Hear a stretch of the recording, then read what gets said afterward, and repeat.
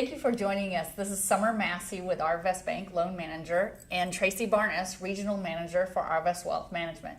Today we're visiting about succession plans and how that fits into your overall business planning. In previous episodes we've talked about the planning process, and our business owners sometimes miss the mark because they don't plan the succession part of the process. How does Arvest Wealth Management help with the succession planning part?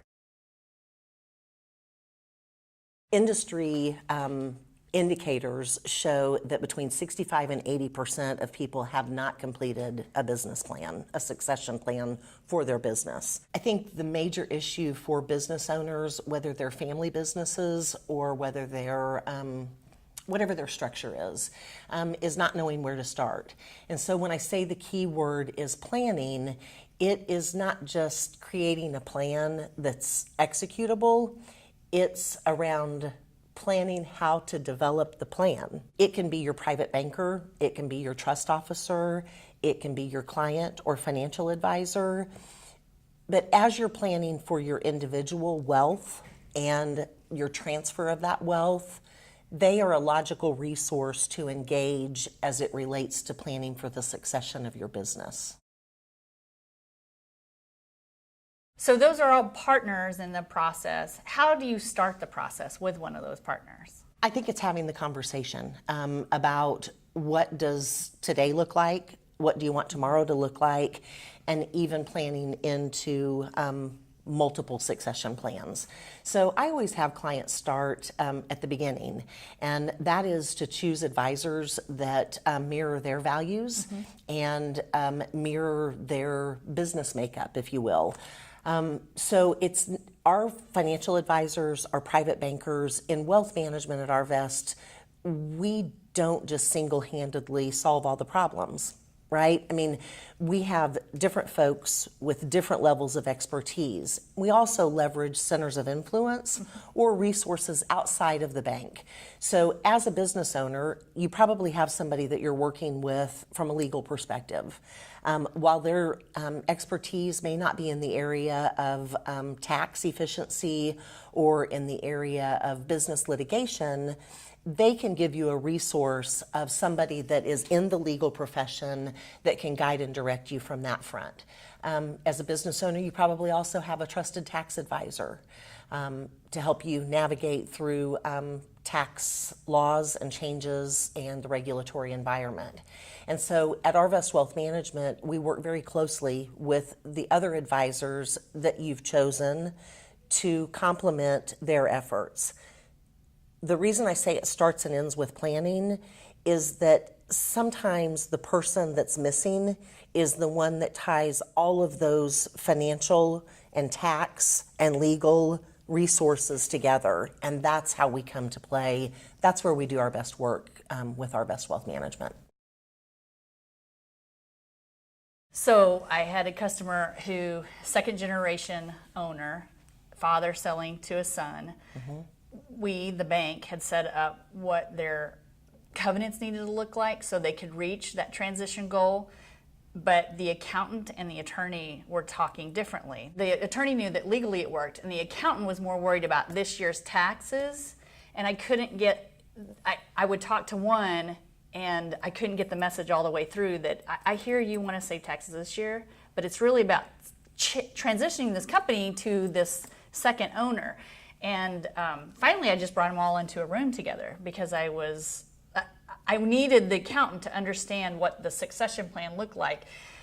And I think had we had a wealth person there to understand the father's side of it, it would have helped faster get that message. Eventually we got there, but it would have helped because he would have had an advocate in the room for his next phase, not just the business's 1 year tax savings. Right.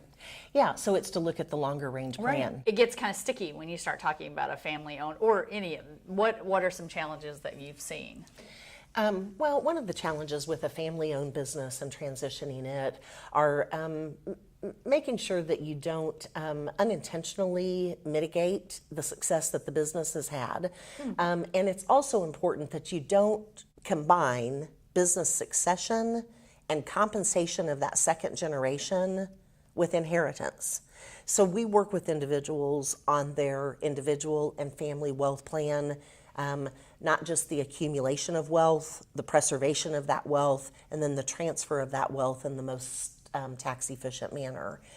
When it comes to family businesses, what you want to make sure of is people that own their own businesses, especially, well, all businesses, but family-owned businesses have accumulated a level of wealth outside of the income that that business generates. So be it in the form of real estate, livestock, fine art, stocks, bonds, and other investments. If you work with a financial advisor or a wealth advisor, someone like any of our associates in Arvest Wealth Management, they can help you discern the difference between what an inheritance looks like in their individual plan versus what a transition of business to a family member looks like by way of compensation. That's an excellent point, that there is a huge difference. Right. The trademark of a successful succession plan is its ability to be executed, right? Yeah. We can talk about what we want, what our wishes are, and paint a picture of A to Z. You really need to go deeper in that plan, in the planning process, to identify people, resources, timelines, and there's a critical element called communication. So the communication that we've been talking about honestly feels a little uncomfortable for some folks. As a business owner, I'm comfortable telling my banker what my profit and loss are and how I run the company, but we're actually getting into, really my personal values and, what I'm willing to share. That seems like it's a little more uncomfortable than a banker asking about my business. Can you tell me a little bit how you work with clients through those communications? And then also, this has been their baby for the most part. How do you work through the emotions of that communication for a transition? Yeah, so clearly there's a lot of emotions at play when you're talking about life, right? And dealing with money, okay. And certainly when it relates to the business that you've spent many years building and sustaining a level of success that has earned you or necessitated the need to have this conversation about a business succession plan. So yes, you've got hard-driving, very strong work ethic individuals. And the way we work with clients is, again, going back to surrounding them with a group of advisors that listen to what they're saying before they advise them. Every business is different. That's why it's not a one-size-fits-all. That's why it is an art and not a science. And so it's to surround that business owner with advisors that are like-minded and that are really intrinsically curious about helping them develop a succession plan that fulfills what their dreams and aspirations are and that addresses the level of emotion. But I think the key to dealing with the emotion is to listen and to customize a solution based on your area of expertise. So whether it's financial planning, whether it is tax advisory and regulatory, or whether it's legal ramifications, to have a group of advisors that really is in tune with what it is that you hope to accomplish. And then building the steps and the timeline and putting the people and the resources behind those steps. Like it's one thing to have, this is how I want it to work, but unless you really identify and plan who those individuals are, and you communicate with them what their role is in that plan, then you're kind of doomed for failure. So the days of secret succession plans or secret trust accounts and inheritances, I think are behind us.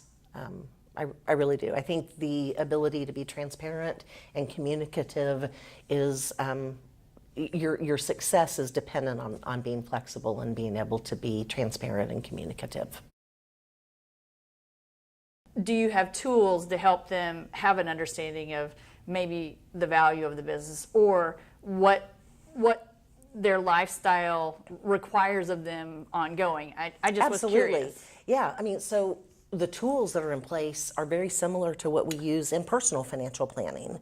So it's really about a discovery conversation about where the business came from, where it is today, and where you want it to be.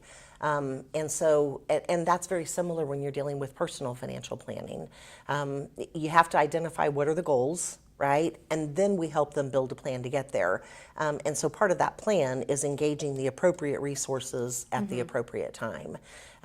But going back to your question about when is the best time to build a succession plan, it's when you don't need it, because you never know when either a key employee or you as the owner or owners are going to have something happen that take you out of the business. And I'm not just talking about, a death. I mean, it can be you can become disabled. Many times we don't plan for aging parents and grandparents, and sometimes that will take a lifelong business owner into a different season of their life, and they want to be prepared so that they can give their time and attention to what their priority is at that time. And maybe it's not the business anymore. And so as you start to think about aging parents and grandparents and shifting priorities, not just the ultimate, and that's the transfer of wealth at the time of death, sometimes it can be just a changing life event or the evolution of the life cycle that necessitates an early plan. Yeah. That's a great point. Tracy, thank you so much for visiting with us and talking through succession planning. I think it's a lot of wonderful information for our viewers. Other valuable information for our viewers upcoming next is talking about planning for cash flow. We always talk about cash being king, so you won't want to miss it. Join us then.